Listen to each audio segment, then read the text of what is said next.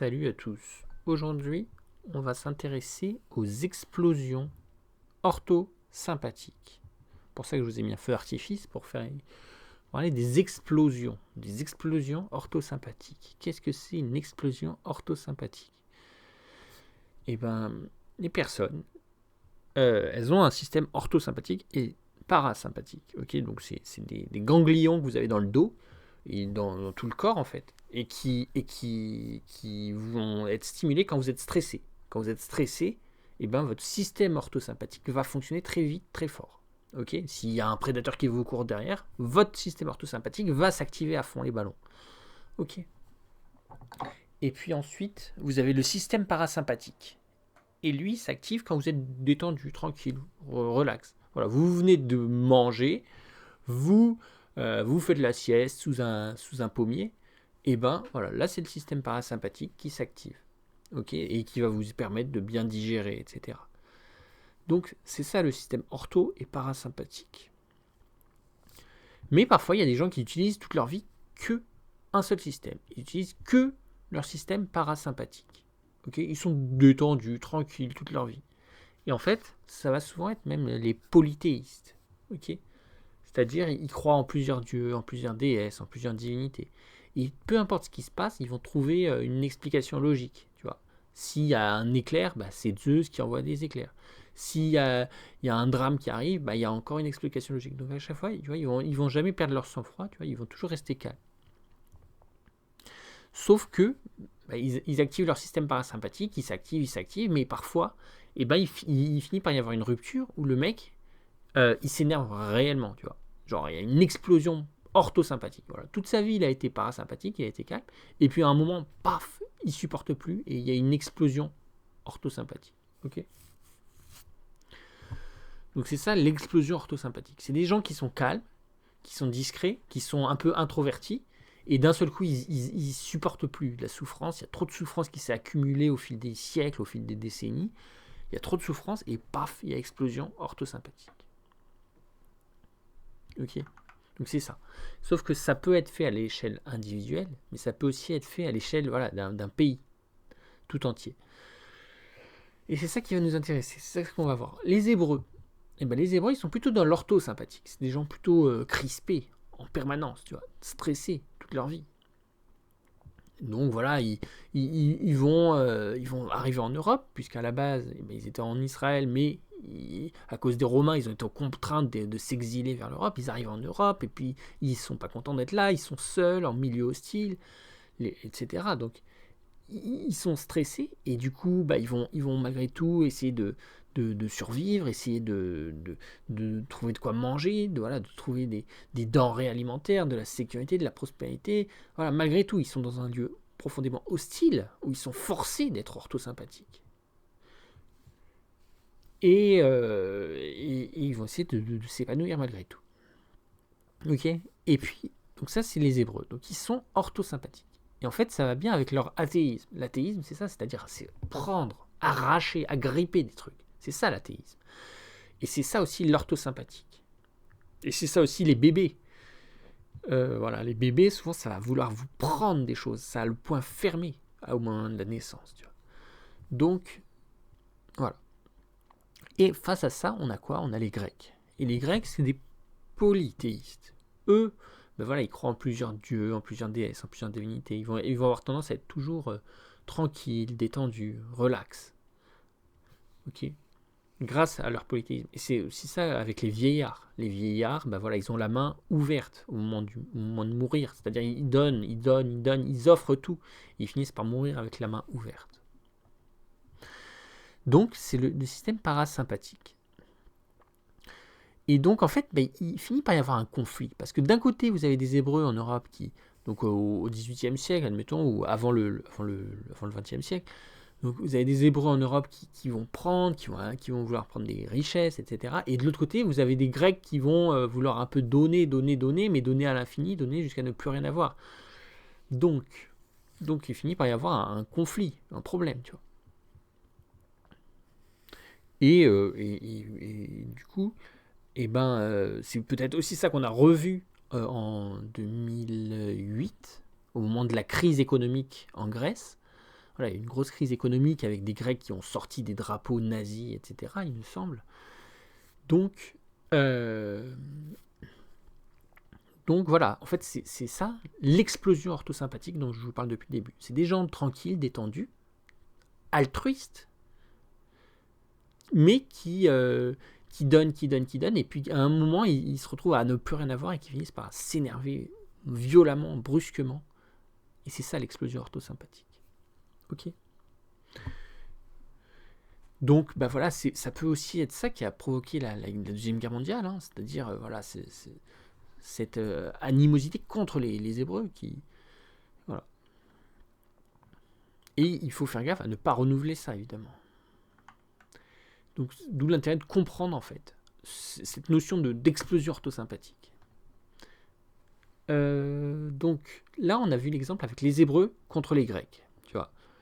Donc, en fait, d'un côté, on a les altruistes qui donnent. De l'autre côté, on a les orthosympathiques qui vont prendre, qui vont agripper des trucs.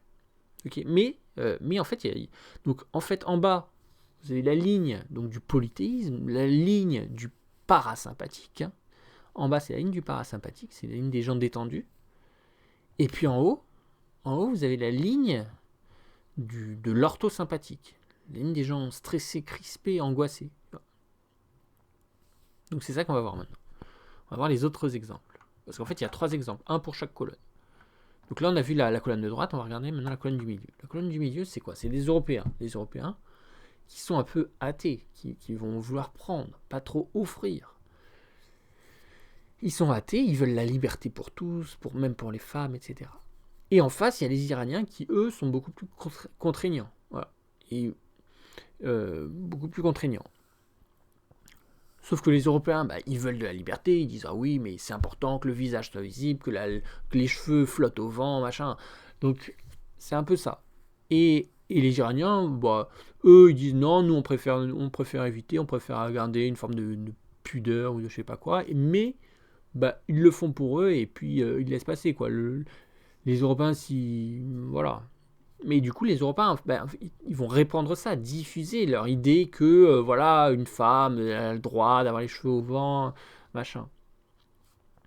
Et puis, finalement, ça finit par cette idéologie à l'européenne, cette idéologie qui finit par atteindre l'Iran, et avec des Iraniens qui, du coup, succombent à l'idéologie, et finalement, il finit par y avoir un problème. Parce qu'en fait, voilà, c'est...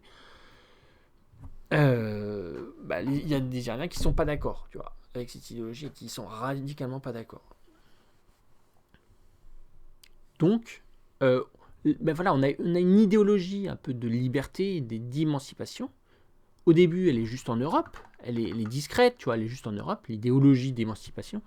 Et puis au fur et à mesure, elle grossit, elle atteint l'Afrique, elle atteint l'Amérique, elle atteint l'Asie. Et puis au bout d'un moment, elle finit par atteindre l'Iran, et là, du coup, il finit par y avoir un problème, parce que les Iraniens ne sont pas d'accord, et considèrent que non, que c'est pas tellement important que voilà, d'avoir une si grande liberté, voilà, qu'on peut très bien vivre heureux avec une liberté moyenne et modérée. Ok. Donc, et du coup, il finit par y avoir encore une fois cette explosion orthosympathique. Voilà, les Iraniens qui disent d'accord, pas de souci, vous avez votre idéologie de liberté en Europe, il n'y a pas de souci et tout, mais l'idéologie grossit, se diffuse, et puis au bout d'un moment, il finit par y avoir un crash, un crack, une explosion orthosympathique, et là, il finit par y avoir des guerres et des massacres, et ça, c'est triste et déplorable. Ok. Donc se dire que il faut limiter ça, tu vois. Si nous, en Europe, on aime bien la liberté, l'émancipation, on n'a pas besoin forcément de le diffuser partout dans le reste du monde, tu vois. Voilà, on peut le garder ça pour soi. Tu vois, le parasympathique, c'est bien, mais ça ne veut pas dire qu'il faut le diffuser sur toute la planète, tu vois. Si nous, on aime être parasympathique, on n'a qu'à le garder pour soi, tu vois. Orthosympathique. Et enfin, troisième exemple, c'est la Chine. La Chine, pareil, les Chinois, c'est des gens crispés. C'est des gens qui veulent du pognon, qui veulent de la richesse, qui vont vendre des trucs, qui vont te vendre tout et n'importe quoi, même des choses de mauvaise qualité, machin. Donc, voilà. Donc, on a vu qu'en fait, il y a 3 gens crispés. D'abord, on a les Hébreux qui sont crispés parce que, voilà, ils sont en Europe, et ils veulent de la richesse, des denrées, voilà. Donc, premier gens crispés, c'est les Européens, les Hébreux, tu vois, qui veulent prendre des richesses. Deuxième gens crispé, ça va être les Européens. Les Européens, ils veulent prendre de la liberté. Voilà, ils veulent de la liberté, ils veulent que chacun ait le droit de faire ce qu'il veut, etc. Donc, deuxième gens crispé, c'est les Européens. Et troisième gens crispé, ça va être les Chinois. Donc en fait, on les voit ici. Premier gens crispé, les Hébreux. Deuxième gens crispé, les Européens. Troisième gens crispé, les Chinois. Et les Chinois, eux, ils vont vouloir de la richesse. Ils vont vouloir des lingots d'or. Ils vont vouloir du jade. Ils vont vouloir des lingots d'argent. Des trucs comme ça. Et en face, il y a les Russes. Et les Russes, ils disent, bon, d'accord, on va vous donner, on va vous offrir. On a des mines on a des mines de diamants, on a des puits avec du pétrole, avec du gaz. Voilà, les Russes, finalement, il y a tout qui s'en va, qui quitte la Russie, qui quitte le territoire, voilà, qui dégouline vers les autres pays. Et puis la Chine, elle amasse à l'infini des tonnes de richesses qui viennent, qui rentrent chez elle, sur son territoire. Donc encore une fois, les Russes sont les parasympathiques, c'est les calmes qui sont tolérants, etc. Et les Chinois, c'est des mecs un peu nerveux qui vont vouloir prendre toujours plus avec le poing fermé. Et un jour, les Russes s'énervent parce qu'ils voient que toutes leurs richesses sont perdues, dilapidées, qu'il y a une fuite de leurs richesses vers l'étranger. Et ils finissent par y avoir une explosion orthosympathique. Et voilà, ils envahissent l'Ukraine. Donc voilà, une invasion. Ok. Bon, on va passer à la suite. Donc c'est important de comprendre que voilà, mais parfois, presque systématiquement, en fait, il y a des explosions orthosympathiques. Voilà, c'est-à-dire la ligne du bas, c'est des gens calmes, c'est des gens altruistes, c'est des gens tolérants, mais c'est des gens avec une patience qui est grande, mais limitée. Au bout d'un moment, il finit par y avoir une rupture. Tu vois. Et c'est ça, en fait, la cause des conflits et des guerres dans le monde. Donc il faut le comprendre, ça. Si on veut empêcher les guerres, si on veut la paix, si on est un pacifiste, il faut le comprendre. Ce mécanisme. Ok. Donc, il ne faut pas juste traiter les symptômes, il faut traiter les causes. Voilà. Si la Grèce en a marre, en 2008, si la Grèce en a marre, il y a une cause. C'est que il y a trop d'argent qui arrive en Israël. Alors, il y a trop d'argent. Voilà. Les Américains, ils donnent des milliards chaque année à Israël, machin. Voilà. Donc, et puis au bout d'un moment, les Grecs s'énervent. Alors vous allez me dire, oui, mais il n'y a pas vraiment de lien. Oui,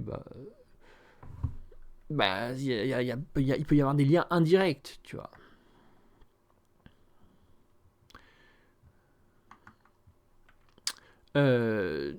Donc on a dit, quand il y a une explosion orthosympathique, et ça on peut les voir, les explosions orthosympathiques, elles sont visibles, et il y a des causes, il faut traiter les causes. Voilà. Quand l'Iran s'énerve, il fait un massacre de la population civile, quand l'Iran s'énerve, il y a une cause. Et cette cause, c'est peut-être qu'en Europe, on a trop tendance à diffuser les idéologies d'émancipation et de liberté. Ok. Et troisièmement, quand il y a une explosion orthosympathique, à savoir la guerre en Ukraine, quand il y a une explosion orthosympathique, il y a une cause. Et la cause, ça va être que la Chine agrippe trop de richesses. Voilà. C'est vraiment un monopole. Voilà. C'est un seul pays qui domine le reste du monde. Voilà. C'est un seul pays qui est plus riche que le reste de la planète en entier.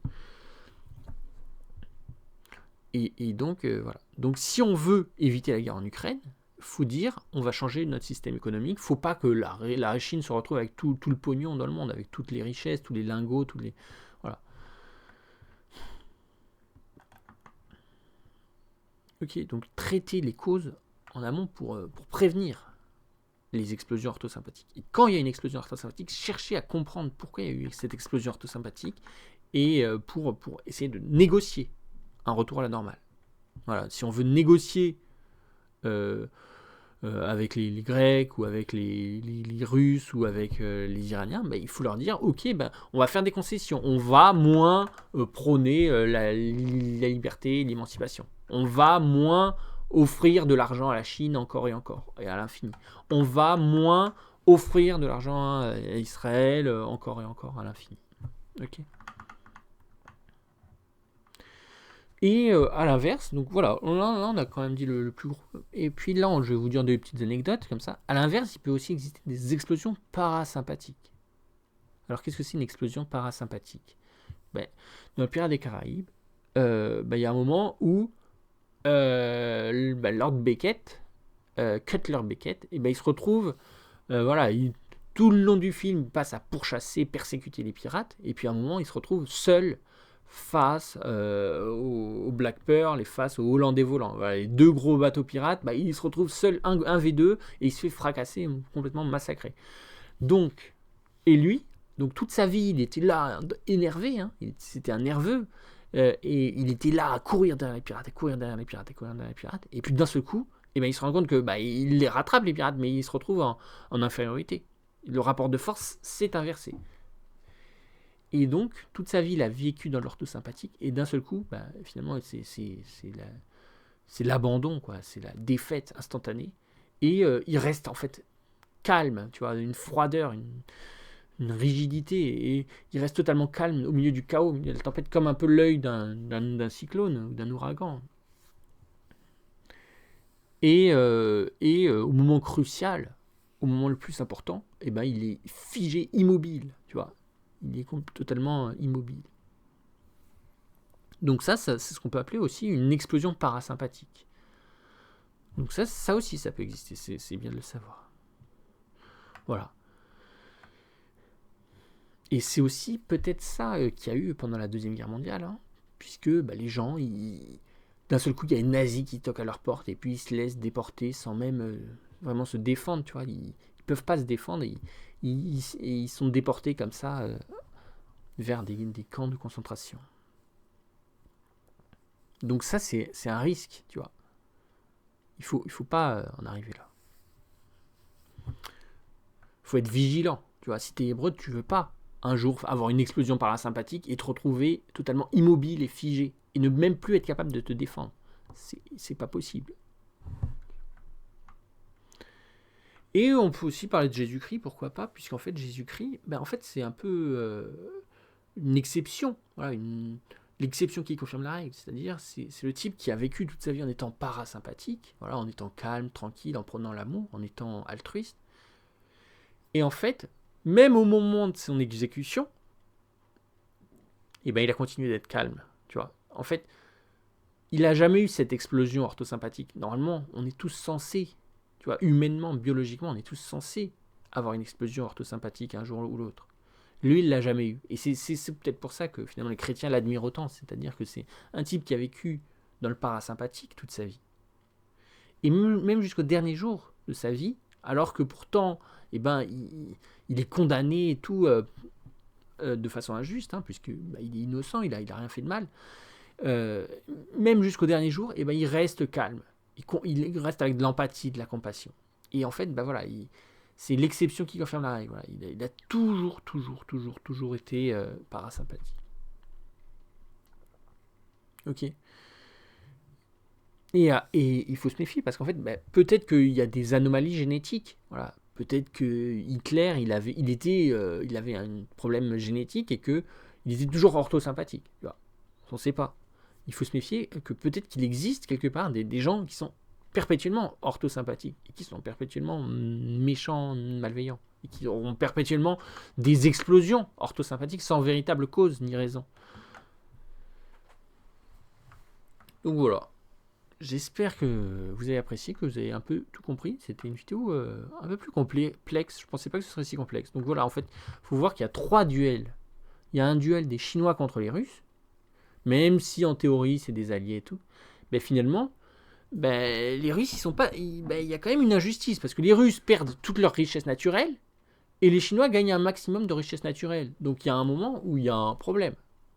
Ok.